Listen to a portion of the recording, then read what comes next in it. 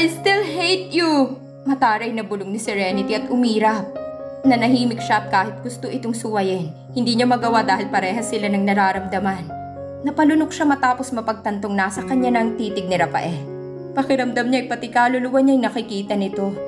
Hindi niya mabasa kung nasaktan ba ito sa sinabi ni Serenity. Ang alam niya lang ay habot hanggang rurok ang titig nito sa kanya. Tinapangan niyang tingin at tinaasan ito ng kilay. Ipasundo mo na kami. Hindi ka gusto ng anak ko. Mabilis muna itong sumulyap kay Serenity na mataray pa rin nakatitig sa ama nito. Sunod siyang sinulyapan ni Rafael bago ito umayos ng tayo. In your dreams. Nakakainsultong bulong nito bago tuluyang umalis. Napanganga siya at nainis na napakahirap nitong kumbinsihin. Tumaas yata ang presyon niya at gusto itong batuhin muli ng unan. Ngunit nakalabas na ito ng pinto. Sabi ko naman sa'yo, hindi ka basta pakakawalan niyan. Singit ni Yaya Lilith. Hindi niya mawari kung nag-aalala ito sa kanya o pinagmamalaki pa nito ang ganoong ugali ng amo nito. May saltik yata ang amo niyo. Hindi niya mapigilang sagot na kinahagikik ng matanda. What is saltik, Mommy? Naitikom niyang bibig sa bigla ang tanong ni Serenity. Mabilis siyang umiling dito. Don't mind that, baby. Gutom ka na ba? Dito muna tayo hanggang sa makatawag ako kay lola mo. Napalabi ito at mukhang ayaw na nitong manatili roon. Pero napilit niya rin. Pinakain niya ito habang naghahanap ng paraan. Nagtanong na rin siya ng cellphone kay Yaya Lilith. Ngunit ayaw siya nitong pahiramin. Paglabas naman niya ng bahay ay agad niyang napagtantong nasa malayong probinsya siya.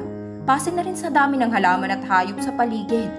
Tingin niya ay kakaunti lang ang kapitbahay at mukhang si Rafael lang ang nakakaangat sa buhay. Hintayin mo na lamang siya sa loob, iha. Uuwi din yun mamayang gabi. Pang-aasar sa kanya ni Yaya Lilith. Umismid siya at bumalik sa loob bahay. Sus, kahit mabulok na siya sa labas, Nay. Napahalakhak ito at napailing din. Pagbigyan mo na siya kahit isang buwan lang kayo dito. Gusto lang niyang makasama ang anak niya. Siya rin panigurado mismo ang maghahatid sa inyo pabalik. Hindi naman masamang tao ang alaga ko, iha. Para sa akin, mas may puso pa siya kumpara sa ibang Silvestre. Napakurap siya dahil doon. Tingin niya rin ay tumatak sa isip niya ang mga sinabi ni Yaya Lilith na kahit gabi na, ay umiikot pa rin yun sa isipan niya. Anong oras tayo uuwi, Mommy? It's already evening. Napalaki ang mga mata niya sa tanong ni Serenity. Hindi niya namalaya na kanina pa niya iniisip ang tungkol kay Rafael. Tumikhim siya at inayos ang kumot sa kanilang dalawa. Tulog muna tayo. Tapos, baka pagising mo nakabalik na tayo, alright? Ngumiti siya ng malawak ngunit sumimangot si Serenity. Malamang ay alam nitong hindi totoong sinasabi niya. I want my real daddy, not that bad boy. Mahina at malungkot na bulong nito. Nakonsensya naman siya dahil doon. Huminga na lang siya ng malalim at niyakap ito ng mahigpit. Gusto niyang sabihin hindi naman talaga si Johan ang daddy nito. Pero ayaw niya itong maguluhan ng sobra. Don't think about your daddy first. Isipin mo na lang ay nakabakasyon tayo. Wala siyang narinig na sagot mula dito. Tanging pantay na paghinga lang. Siya man ay inantok dahil sa lamig ng paligid at huni ng kuliglig. Ang alam niya ay nakatulog siyang yakap si Serenity. Ngunit na ngunot ang noon niya matapos maramdaman ang init ng titig sa kanya. Hindi niya maimulat ang mga mata niya sa sobrang antok. Pero nahila niya ang kumot upang takpan sana ang sarili. Kaya lang ay para siyang dinuduyan matapos maramdaman ang pag-angat niya sa ere. Pakiramdam niya ay buhat siya ng lalaking may matipunong pangangatawan. Akala niya ay nananaginip siya kundi lang niya narinig ang pagsara ng pinto. Maliit niyang iminulat ang kanyang mga mata para lang magulat matapos makita ang buong pagmumukha ni Rafael. Teka, doon ako! Natameme siya noong tumikwas ang kilay nito. Binaba siya nito sa kama pero pakiramdam niya ay gusto na niyang tumakbo paalis. Noong lumayo ito at umakmang aalisin ang suot na sando. Kaya't napasiksik siya sa kama. Kitang-kita niya ang flex ng bawat muscle nito. At hindi yun magandang senyales. That is not your room. This is your room from now on. My room is your room. Paus nitong bigkas bago tuluyang inalis ang suot na sando. Habang ang titig sa kanya ay nakakapaso. Sinubukan niyang alisin ang emosyon sa kanyang mga mata. Ayaw niyang isipin nito na naaakit siya sa mga muscles nito. Humalukip-kip siya at bahagyang umira. Kahit magubad ka pa riyan ng buo, hindi ako maaakit sa'yo. Well, I'm not trying. Hambog na sagot nito kaya lalong nagpakulo sa dugo niya. Hindi ako matutulog dito, deklara niya pagharap dito. Ngunit halos mamilog ang mga mata niya matapos makitang wala na itong saplot. Mabilis niyang kinuha ang unan at hinampas dito. Gago, asa ka namang matitikman mo pa ako. Ngumisi ito at tamad lang na sinalong unan. You'll never know. One day you will beg for my touch, my dear Emilia. Mayabang na deklara nito bago siya tinalikuran at tumungo sa banyo. Naningkit ang mga mata niya ngunit hindi maiwasang sulyapan ng makinis nitong pang-upo. Now you are staring. Bigla ang sambit nito kaya't mabilis siyang umiwas ng tingin. Swear, wala kang mapapala sa akin, Rafael Silvestre. Bigkas niya sa likod ng nagtatagis na mga ngipin. Let's see. Hindi pa nga nag-uumpisa ang tunay na laro. Makahulog ang paalala nito. Inis siyang mahinang umatungan matapos marinig ng pagsara ng banyo. Hindi niya maintindihan ang sinabi nito pero isa lang ang umiikot sa isipan niya. Malamang ay may plano itong kunin ang kustodiya ng bata sa kanya. Muli niyang hinampas ang unan bago tuluyang umalis sa kwarto nito.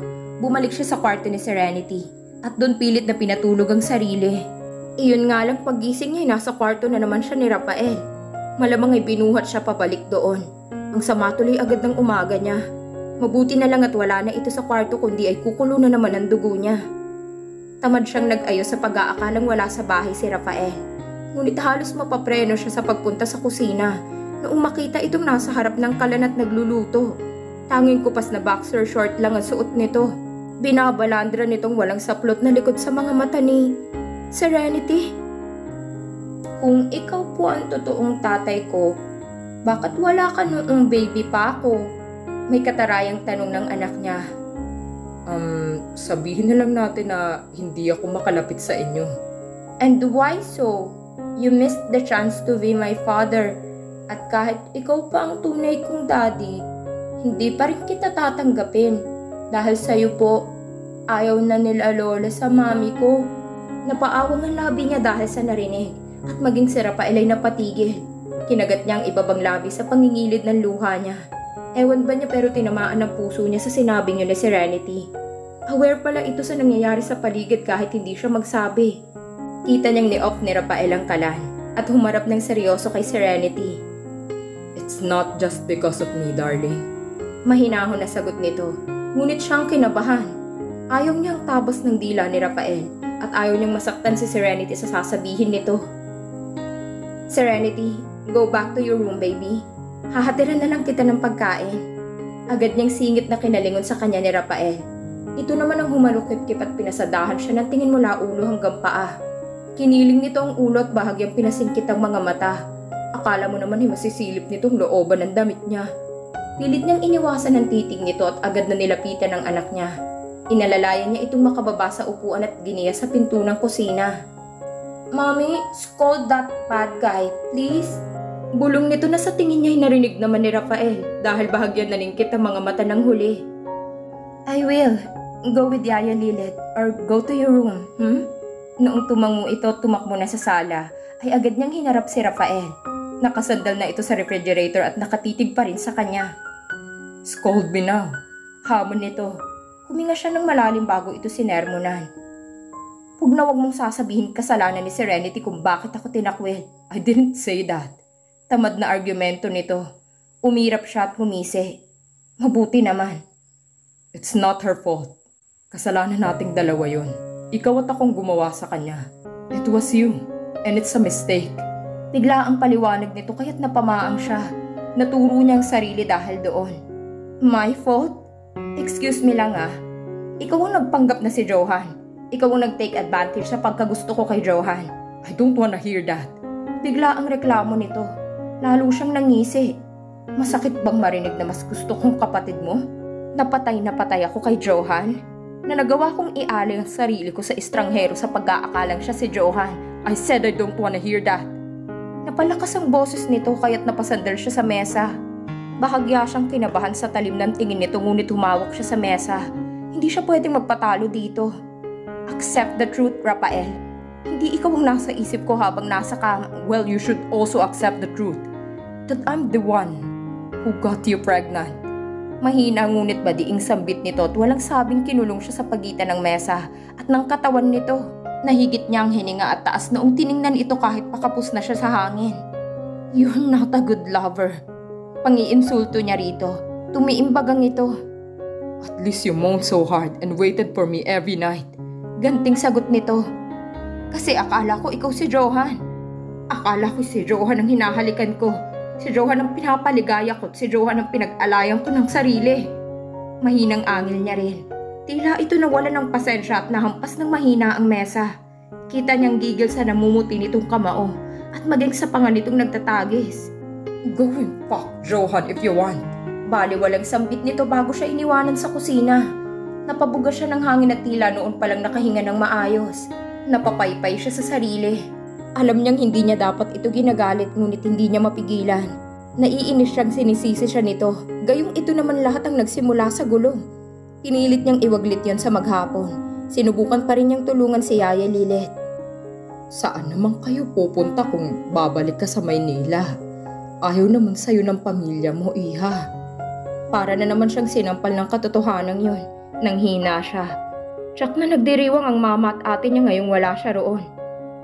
Babalik po ako roon at isasampal kong katotohanang panganay na apong anak ko. Siyang magmamana sa Silvestre Empire.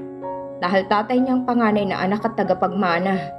May lakas loob niyang sambit na mahinang ikinatawa ng ginang. Hindi ko ba nasabi sa'yong ayaw ni Rafael na makialam sa kumpanya ng ama niya? Po? Anong ibig niyong sabihing ayaw niya? Ano bang balak niya sa buhay? Magpakatanda dito sa bulok niyang bahay? Hindi niyo naman kailangan ng sobrang maraming pera, iha. Kaya naman kayong buhayin ni Rafael dito. Mas tahimik dito, malayo sa gulo. Hindi mo naman kailangan makipag-agawan ng yaman sa ate Edela mo. Na-stress yata siya bigla sa sinabing yun ni Yaya Lilith. Ibig sabihin ay wala talagang balak si Rafael na kunin ang kumpanya ng ama nito. Wala siyang mapapala kung mananatili pa siya dito. Ang gusto niya ay may mamanahin ang anak niya at hindi lalaki sa probinsya. Hindi siya papayag na maging mahirap ang anak niya. Hindi siya nakatulog dahil doon. Inabot na yata siya ng 12:00 at gising pa. Pagbaba pa ay nakita niyang naghahandang lumabas si Yaya Lilith. Saan po kayo pupunta? Hahanapin ko si Rafael. Hindi yun nagpapagabi pero anong oras na? Kinunot niya ang noo. Paanong hindi yun nagpapagabi kung gabi-gabi naman dati yung nag-aakyat bahay sa kanila? Gusto mo ba ikaw na, iha? Baka hindi rin yun umuwi kung akong susundo. Napakurap siya dahil doon. Hindi pa man siya nakaka-ooy, tinulak-tulak na siya nito palabas ng pinto. Teka lang, Yaya Lilith. Sige na, hanapin mo ng asawa mo. Ako nang magbabantay sa anak niyo. Mas lalong namilog ang mga mata niya dahil doon. Hindi ko po siya asawa. Napapikit siya noong pagsaraduhan siya nito ng pinto. Nagpapadyak siya ngunit walang magawa kundi tahakin ang daan. Mabuti na lang at may mga ilaw kundi ay maliligaw siya. Buisit. Ang tanda na pero hindi pa marunong umuwi. Bulong-bulong niya. Napatigil siya noong may marinig na halakhakan at kantahan sa hindi kalayuan. Tingin niya ay may nagiinuman. Imbis na matakot ay doon tumungo ang mga paa niya. Malayo pa lang ay nahagip na niya ng tingin si Rafael na nakasando at saktong kalalapag lang nito ng shot glass sa mesa. Napairap siya. Sa isip ay sakit yata sa ulo ang lalaki. Ayaw nang yumaman, mukhang wala pang direksyon sa buhay. May sundo ka, boss. Dinig niyang sambit ng isa. Tumigil ang ingay at maging ang tunog ng gitara. Agad na nahuli niyang titig ni Rafael. Kunot ang noo nito pero agad ding tumayo para lumapit sa kanya. What are you doing here? Mahinang sita nito bago siya hilain ng mahina palayo roon. Nalanghap niya ang amoy ng alak dito pero ang boses nito hindi mukhang lasing. Bitiwan mo nga ako. Pinapasundukan ni Yaya Lilith. Hinaklit niya ang braso mula rito. Inirapan niya to bago na unang naglakad. Wala siyang narinig mula rito pero ramdam niya ang titig nito. Kung ayaw mo ng matinong buhay, pues ako gusto ko. Hindi niya mapigil ang sermon noong malapit na sila sa bahay. At total ay hinamon mo akong patulan si Johan. Sige, ipahatid mo kami roon pabalik at aagawin ko siya sa ate ko. Tuloy-tuloy na sambit niya matapos maalalang sinabi nito kanina. Agad siyang pumasok at dumiretso sa kusina. Kumuha siya ng pitsil at baso ngunit bago pa siya makapagsalin ay naisandal na siya sa lababo ni Rafael. What did you say? Kalmado ang boses nito pero alam niyang naiinis ito sa kanya. Tinapangan niya ang titig dito. Di ba ang sabi mo ay pumunta ko kay Johan? At ang sabi ni Yaya Lilith ay ayaw mong ungkinin ang yaman mo. Kung ganoon palang plano mo, pauwiin mo na kami ni Serenity dahil wala kaming mapapala sa'yo. Nagtagis ang mga ngipin nito at mas lalong dumikit sa kanya. Kita niyang paghawak ng mga kamay nito sa magkabilang gilid ng lababo. Ikinukulong ang katawan niya. Money doesn't matter to me. Well, it does for me, Rafael. Tumahip ang dibdib niya noong tumitig lang ito at tila nag-iisip. Pagkaraan ay humawak ang palad nito sa bewang niya. May higpit at tila gusto siyang durugin sa gigil. Fine. If you can please me in bed, then I will send you home. Hamon ito bago tawirin ang distansya ng mga labi nila at parusahan siya ng halik nito. Stop! Mabilis niyang tinulak si Rafael at masama itong tiningnan. Nalasahan pa niyang alak sa bibig nito kaya't lalo siyang nainis. Ang kapal din naman ng mukha mo, no? Hindi niya mapigil ang angil. Kahit pakulong pa rin ito ang katawan niya, bumaba ang tingin niya sa labi nitong namamasapa. Kita niyang bahagya nitong pinaglandas ang ibabang labi sa itaas bago sumagot. I'm giving you a choice. If you don't want it, then fine. Mas gusto ko namang nandito ka. Mahinang sambit nito. Napakurap siya roon. Hindi siya agad nakasagot. Ewan niya pero bahagyang kiniliti ang tiyan niya dahil doon. Pero mas gusto niyang makabalik sa magulang niya. May mas magandang buhay para kay Serenity doon kaysa sa kinaroroonan nila ngayon. Akmang tatalikuran na siya ngunit kusang humawak ang kamay niya sa damit nito. Natigilan ito at naguguluhang lumingon sa kanya.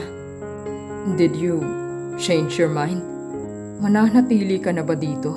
Maingat at mahina na lang ang pagbigkas nito. Mabilis siyang pumikit at hinigpitan ang kapit sa damit nito. Hinding-hindi niya pipiliing manatili sa tabi nito. Pagmulat niya ng mga matay diretsyo niyang tiningnan ang mga mata nitong may bahagyang kislap. Use this.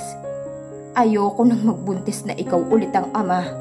Lakas loob niyang pahayag. Mula sa makislap na titig ay nagbagong tingin nito. Naging madilim at tila pinasukan ng init ang mga mata nito. Umigting ang panga nito kaya't nabitiwan niya ang damit nito. Tsaka tumupad ka sa usapan pagkatapos ng isang gabi. Muling hamon niya. Naliliit ang mga mata nito. Agad niyang iniiwas ang mukha noong dumukwang ito para lang magpantay ang tingin nilang dalawa. Sure.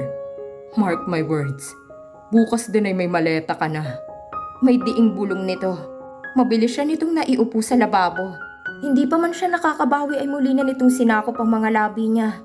Pikit mata siyang nagpatangay sa nakalalasing nitong halik. Kusa siyang napahawak sa matipunong balikat nito matapos marinig ang pagpunit nito sa suot niyang pantulog. Hindi niya alam kung itutulak ba ito o kakabigin palapit para lang lumalim ang halik na yon. Ramdam na ramdam niya ang pagiging pamilyar ng mga labi nito maging ang kamay nitong naglulumikot sa braso niya at naglalakbay sa kanyang balat. Mahina siyang napadaing matapos pumisil ang palad nito sa braso niya at bewang. Alam niyang may halong gigil at galit iyon, ngunit mas nangunguna sa pakiramdam niya ang init. Hinihingal pa siya noong tumigil ito sa halik. Mula sa balikat nito ay dumausdos sa braso nitong mga kamay niyang nangihina. You asked for this. Remember that. Muling madiing bigkas nito bago ekspertong hinubad ang suot na damit. Nagkahabol pa siya ng hininga ngunit ito mismong nagsukbit ng mga braso niya sa batok nito. Napapikit siya noong maramdaman ang palad nitong hinahanap ang pang-ibabang suot niya. Nakagat niya ang labi matapos marinig ang pagkapunit niyon at malamang na tumilapon na kung saan.